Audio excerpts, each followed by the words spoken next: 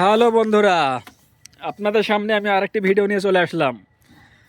আপনারা ভিডিওটি না টেনে কন্টিনিউ করতে থাকুন, দেখতে থাকুন।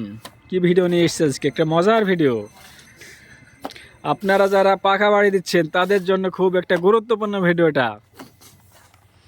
আপনারা যারা পাকা বাড়ি দিয়েছেন অবশ্যই তারা প্লাস্টার করেন, তো আপনারা অবশ্যই তো প্লাস্টার ঝরে যায় কি কারণে আজকে আপনাদেরকে সেটা দেখাবো।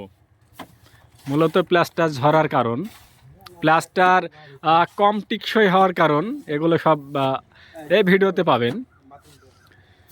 প্লাস্টার ঝরে যাওয়ার কারণ হচ্ছে, আপনি যদি এই যে মশলাটা মারছে, সিমেন্ট বালু যেটা মারছে, দেখেন একটু কাছ থেকে দেখাই কত সুন্দর করে এটা মিক্সচার করে নিয়ে মাখা দেওয়ালে মারছে দেখেন। তারপরে এটাকে আবার এখন সুন্দর করে ফিনিশিং দেবে।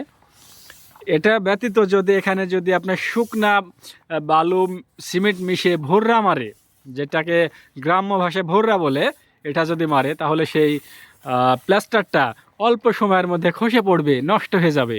তাই আসুন আমরা যারা বাড়ি করছি তারা অবশ্যই সচেতন হই এবং মিস্ত্রির সাথে কথা বলি যে কাজ একটু অল্প হলেও সমস্যা নেই, তবে এখানে ভোররা ধরা যাবে না, কারণ বাড়িটা আপনি একদিনের জন্য করছেন না।